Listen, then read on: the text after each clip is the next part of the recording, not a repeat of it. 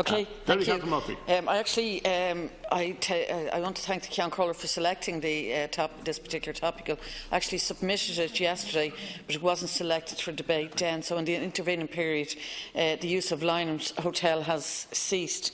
However, the question remains as to how the decision was made to allow 7 children and 8 adults to be accommodated in essentially a construction site with faulty electricity, no running water in some parts of the building, and most seriously of all, padlocks on the fire doors. At any time, this would be a disgrace, but I think following the Grenfell terror disaster, I think it's all the more shocking. The pictures of those padlocked doors just for anyone looking at it would come to mind the stardust, I don't think we should ever forget the lesson that we were taught on that. We are potentially inviting a similar tragedy by not prioritising safety and quality when accommodating families whose only choice is to either take the risk or sleep on the streets. On Wednesday, the Dublin Fire Brigade shut down Lynham's, yet on Monday, somebody in the emergency accommodation section of Dublin City Council made a decision to put those families in harm's way. When questioned, DCC said that they used this building, or well, it's not quite a building, it's a building site, when after 10 p.m. on that particular night, there was nowhere else to put families. So the housing and homelessness crisis has now got so bad that we have council officials knowingly putting families with young children in harm's way. Thankfully, Dublin Fire Brigade have shut down Lynham's Hotel, but my information is that there have been 22 other instances where they have recommended that units be closed down, yet families have continued to be housed in those units while remedial work is undertaken. Another point that must be made is that while the physical conditions in Lynham's were bad enough, there is also no properly trained staff available, no support workers for parents who found themselves sleeping in dangerous building with their young children, and no link to services such as TUSLA. Lynham's is being developed as a future family hub. It's a whole other debate why we're investing in hubs and not houses. I think an urgent review of the criteria used to assess unit suitability for the use of emergency accommodation is urgently required, and that must include the provision of support services to those who find themselves having to use such units. Thank you. Thank the Deputy for raising this topical issue. One of the key commitments contained in Rebuilding Ireland is that by the middle of 2017, hotels will only be used as emergency accommodation in limited circumstances. And my department, housing authorities and approved housing bodies have been working hard to deliver on this very ambitious commitment. As deputies will be aware, statutory responsibility in relation to the provision of homeless accommodation and related services rests with individual housing authorities, who at present are advancing a range of housing solutions that will accommodate homeless families. These solutions include supported family hubs, which offer families a safer and more secure living environment. Tackling homelessness is clearly the key priority for government at present. It is intended that the long-term housing needs of homeless households, including those families currently accommodated in hotels, will be met through a range of housing supports, including the Housing Assistance Payment (HAP) scheme and general social housing allocations.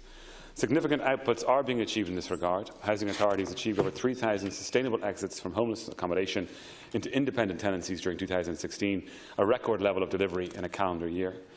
It should be noted that it is the responsibility of the relevant local authority to comply with all legislative requirements in relation to building works, including the provision of accommodation for homeless families and individuals and related services.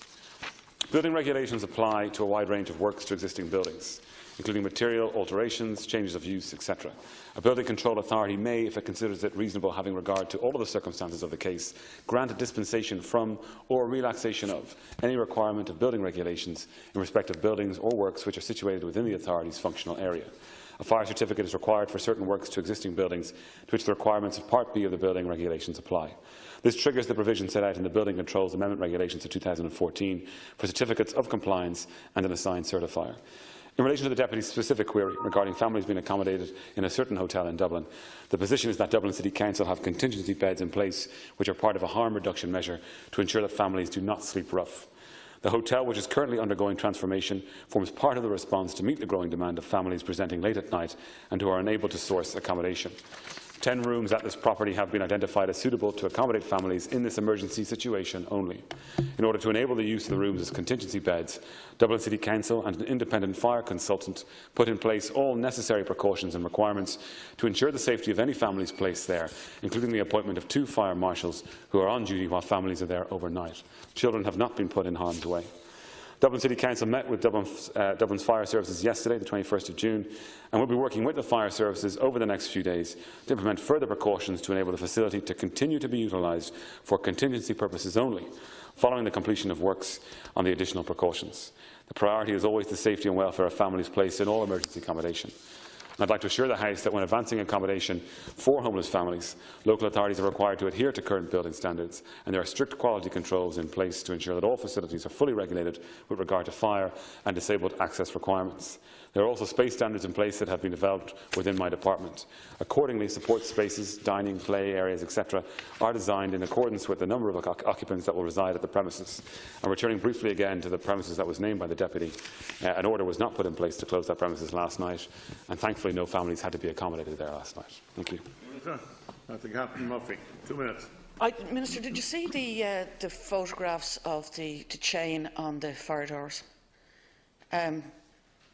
Because I don't know, I can't imagine an independent fire consultant approving a situation where you see where the fire doors are chained. And I'd like to hear about that. Dublin Fire Brigade have indicated 22 other premises where they have concerns. And there's no doubt about this being, according to the Council's building register, the completion certificate of the refurbishment works has not been filed and works are still ongoing. So it is actually still technically a construction site, technically and practically a construction site. And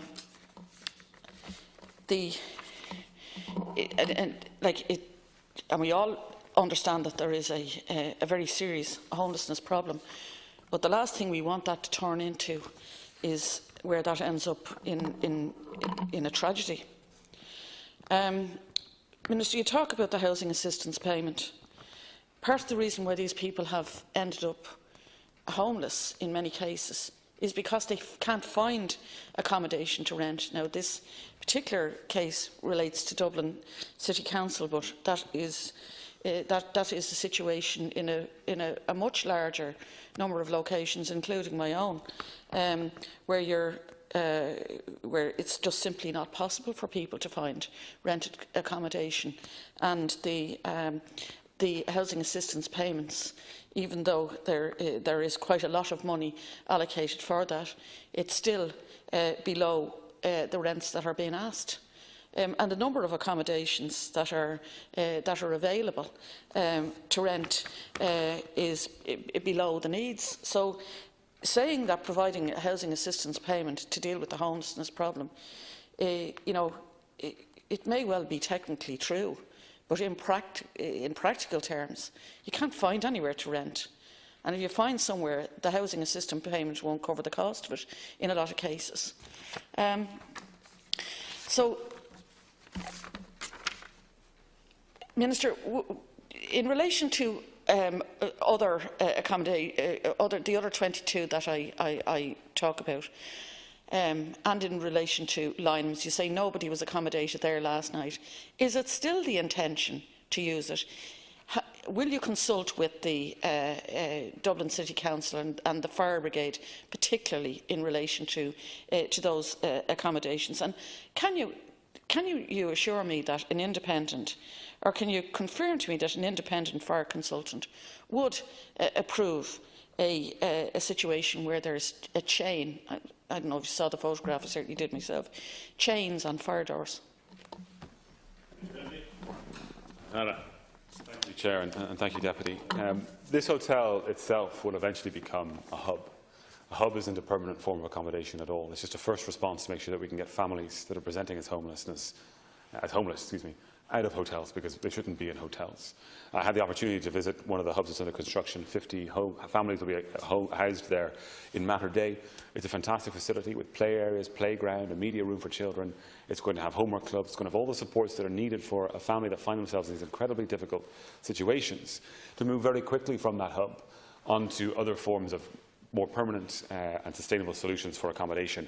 But while they are making that transition, at least they're in this hub, in this new environment with all the supports, rather than being in a hotel, which isn't the appropriate place and doesn't have that kind of certainty, even day to day, that a family would need.